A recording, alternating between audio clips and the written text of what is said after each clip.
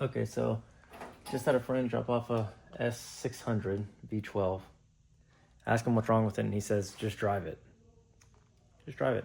You'll be able to tell, right? What's it gonna do? It better be something obvious, so let's go see what it does. All right. Sounds like a normal V12 starting. The motor mounts are resonating through the frame of the car. See if you can hear that. Can you hear that growling? Listen. Even just when I put more load on the engine through the power steering pump, you can hear it.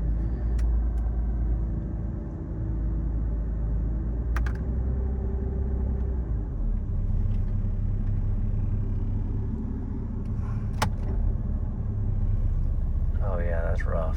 That is rough. All right, I just messaged him and asked for more info, or to tell me what I'm supposed to be looking for. While I'm waiting for that response, I'm just gonna do the general inspection on the car, like I do with everyone, and see if there's anything crazy wrong with this thing. This is fully optioned out, as it would be. It is a S-Class, the highest model series Mercedes makes, and a V12 S600. This is one step before the Maybach. Like, this is what the Maybach would be in current generation. Alcantara headliner, sunroof cover, light up rear vanity mirrors. So nice. All leather, everything. All right, let's check this thing out.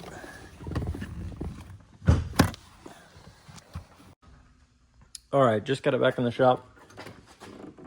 Missing the emblem there. That's probably what's wrong with the engine, honestly. Let's see. I'm probably gonna do the inspection first now.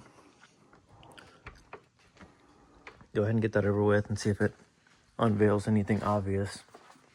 Why is this not working? There we go. Okay. So 94,000 miles on it. Oh, that's getting real brittle. See chunks missing off that.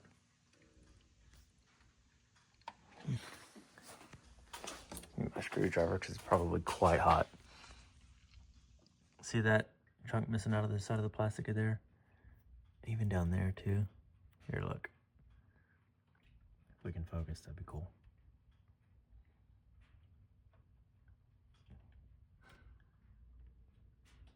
Oh no, it took more force than I thought, but still here too. Just barely push on it. It's very brittle.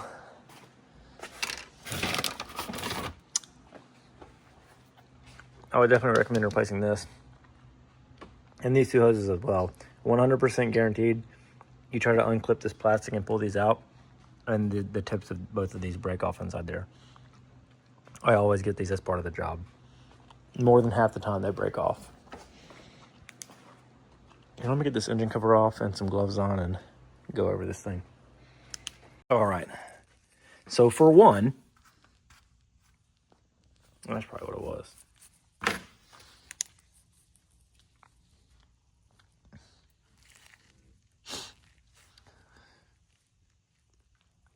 I don't see anything out of place. Just kind of glancing over anything that would sort of point me towards something that could be wrong, anything that's been touched. If the wiring harness is routed the wrong way, that tells me someone's been in that location of the engine before.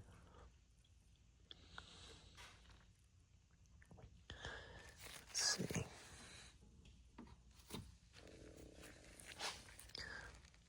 The belt looks good. That had to have been replaced. Oh yeah, it was. That belt's been replaced at some point. I would hope the tensioner has as well. I always do those in pairs with each other.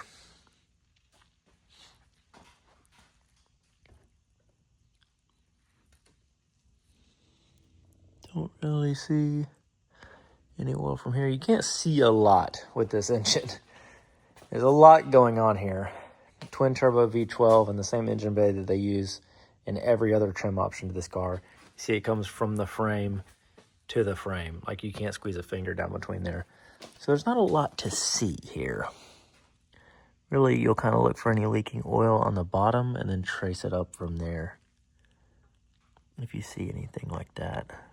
But as far as the top half of the engine, I really don't see anything.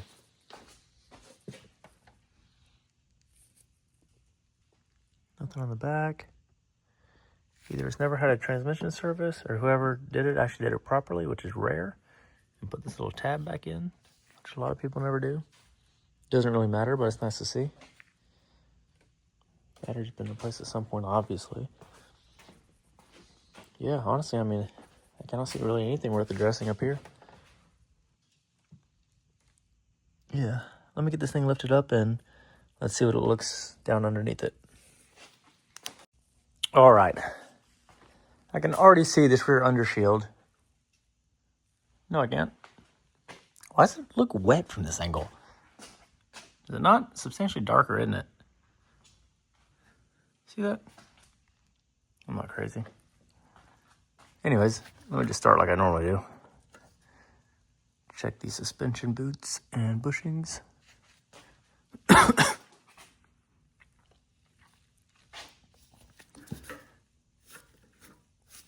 one looks good. Oh, that one's pretty deep tear in that one.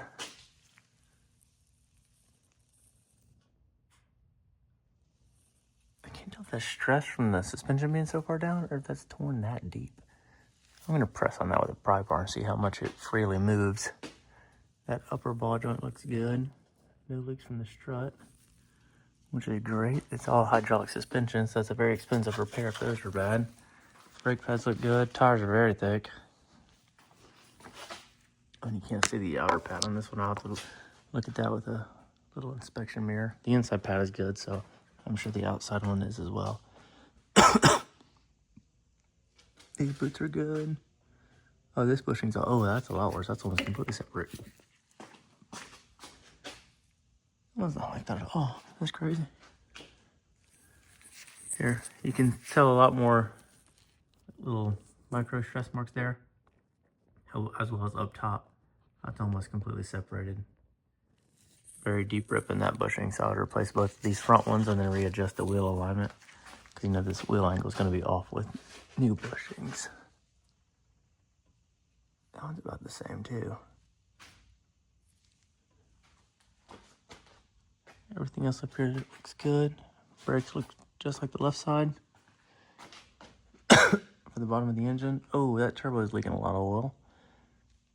Let's see. Coolant residue.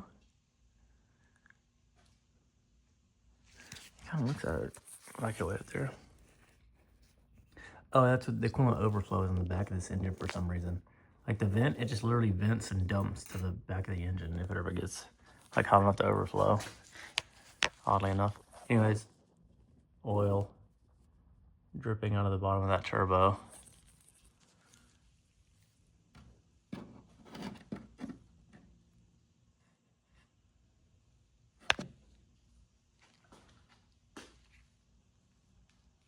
That oil pan's a little wet. I can't tell if it's just oil from the turbo going down there.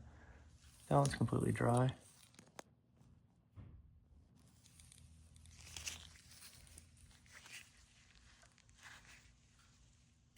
That oil pan does look a bit wet. Oh yeah, it is. Here, I can see this.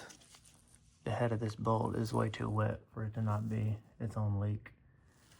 I mean, like that clearly isn't coming from, you know, this turbo and coming all the way around and up the side of the engine, so it's not really wet above it either. Yeah, I would say that, yeah, that oil pan's leaking. And the right turbo. Both leaking oil.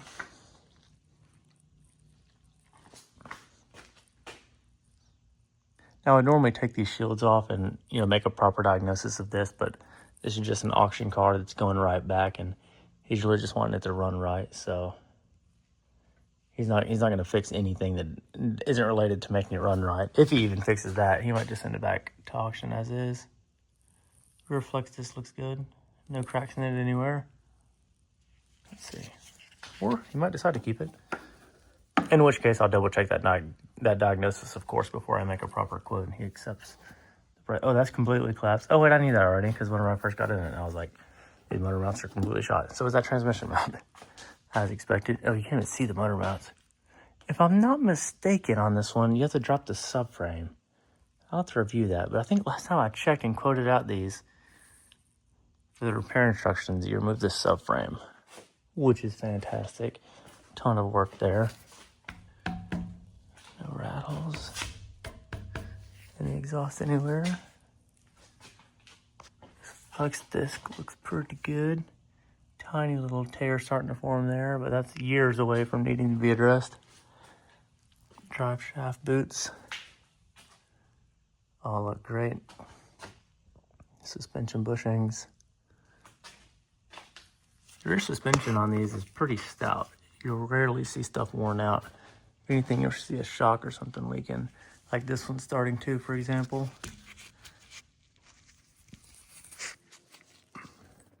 See how it's a bit wet up there?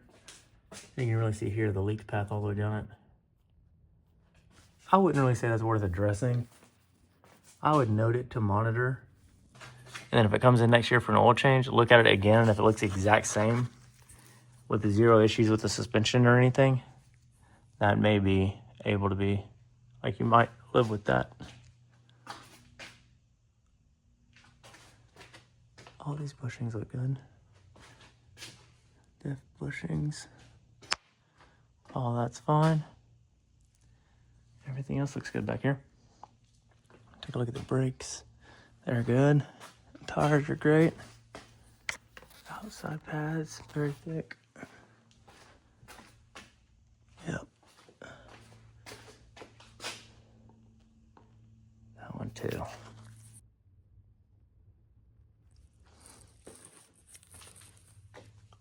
All right. Honestly, not that bad. Not that bad for 100,000 miles. Literally just 2 oil leaks. Not a single suspension issue. Oh, these bushings. I was about to say, that's unbelievable almost. So yeah, just really these 2 front control arm bushings. The oil pan leak. There may be something else under these undershields that I'm not aware of, but not that I can see from here without taking the car apart. But just, yeah, the front suspension bushings, the oil pan leak, and this right turbocharger leak, and the motor mounts. Well, I guess that's a decent list.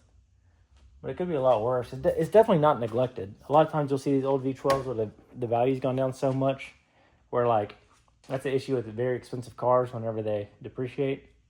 The parts pricing and labor doesn't depreciate. It doesn't get easier to work on because the car's cheaper. So, you know, if you have a $250,000 car and you have like a $15,000 bill, that's not chump change, but like it's palatable, you know? Like the percentage of the car's value is in line with most other cars. I mean, it's a lot, but it'd be like having like a $2,000 repair on like a Honda Accord, which is a lot of money. It's not a lot of money, but you know, it's manageable. You can find that somewhere if you needed it to like have your car back. But then whenever the car's worth $30,000 and you have like a $20,000 repair, $15,000 repair, then it's like, you know, you start seeing more and more of them with just like stuff added up to where you get to the point where there's so much stuff wrong all over the place. You have a $30,000 repair bill or something like that. But not this one. It's been kept up with pretty good, and I hope the next owner continues on because it's pretty good so far. I say that, but now let's figure out what this check engine light's about.